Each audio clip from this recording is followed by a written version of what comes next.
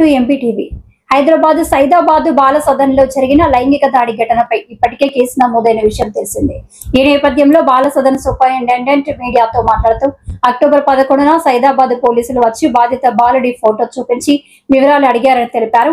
విషయం తెలిసిన వెంటనే సిబ్బందిలోని గార్డు రెహమాన్ ను వెంటనే పోలీసులకి అప్పగించామని చెప్పారు. అలాగే కౌన్సిలింగ్ సెషన్ల సమయంలో కూడా ఆ బాలుడు ఈ విషయాన్ని ఎక్కడా ప్రస్తావించలేదని సూపరింటెండెంట్ వివరించారు.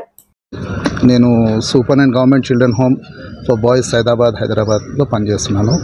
నేను ఛార్జ్ తీసుకొని ఒక దాదాపు 4 months అవుతుంది. లాస్ట్ వీక్లో నేను ఛార్జ్ తీసుకున్నాను. అప్పటి నుంచి సూపరింటెండెంట్గా నేను ఇక్కడ డ్యూటీస్ డిశ్చార్జ్ చేస్తున్నాను. ఈ ఇన్సిడెంట్ 11th రోజు పోలీస్ సైదాబాద్ వాళ్ళు మా ఇన్స్టిట్యూషన్కి విజిట్ చేయడం జరిగింది. విజిట్ చేసి ఆ పిల్లగాని పేరు చెప్పి ఈ పిల్లగాడిని మీరు గుర్తుపడతారా అని చెప్పి అడిగారు ఎస్ఐ గారు. అరే మా పిల్లగాడు ఏమైందని చెప్పి అడిగితే ఇట్లా ఈ పిల్లగాడు ఇట్లా మా దగ్గరకు వచ్చిండు, కంప్లైంట్ వచ్చింది ఇట్లా సెక్షువల్ హెరాస్మెంట్ అని చెప్పి, సెక్షువల్ అబ్యూజ్ అని చెప్పి కంప్లైంట్ ఇచ్చారు అని చెప్పి చెప్పారు.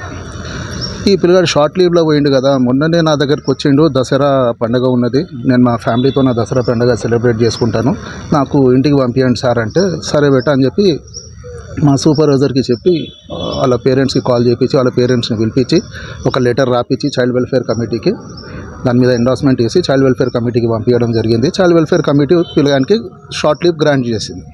షార్ట్ లీవ్ గ్రాంట్ చేసి వాళ్ళ పేరెంట్స్తోనే సెలబ్రేట్ చేసుకునికి వెళ్ళిన తర్వాత నాకు ఇది సడన్గా మీరు వచ్చి పిల్లగాని గురించి చెప్తున్నారు. నాకు పిల్లగాడు ఏం చెప్పలేదు ఇప్పుడు వరకు.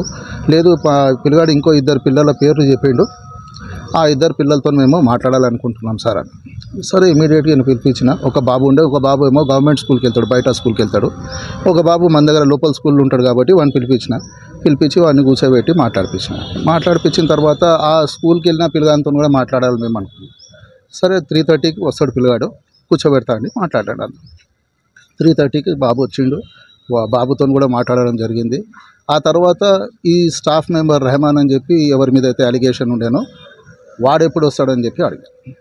అతను 6:30కి అతను డ్యూటీ టైమింగ్ ఉంది, నైట్ షిఫ్ట్లో ఉన్నాడు. అయితే కొంత తొందరగా పిలిపించగలుగుతారా సార్ అంటే సరే పిలిపిస్తానని ఏం చెప్పకండి సార్, అది విషయాలు ఏం చెప్పకండి, పిలిపియండి అతను. సరే అని చెప్పి పిలిపించి హ్యాండ్ ఓవర్ చేయడం జరిగింది. అతను రెహమాన్ అని చెప్పి అతను అవుట్సోర్సింగ్లో మిషన్ వాసల్యాల పనిచేస్తుండే మా దగ్గర. 2022 నుంచి పనిచేస్తున్నాడు అతను. 22 నుంచి పనిచేస్తున్నాడు. కానీ ఎప్పుడు ఇలాంటి కంప్లైంట్స్ అయితే దృష్టికి రాలేదు.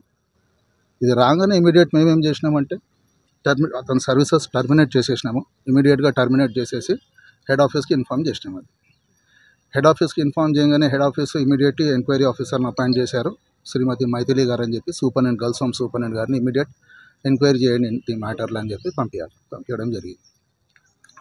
ఆవిడ వచ్చారు, ఎంక్వైరీ చేశారు, పిల్లలతో మాట్లాడారు, స్టాఫ్తో మాట్లాడి రిపోర్ట్ ఇచ్చినట్టున్నారు ఇప్పుడు ఇక్కడ హెడ్ ఆఫీస్లో.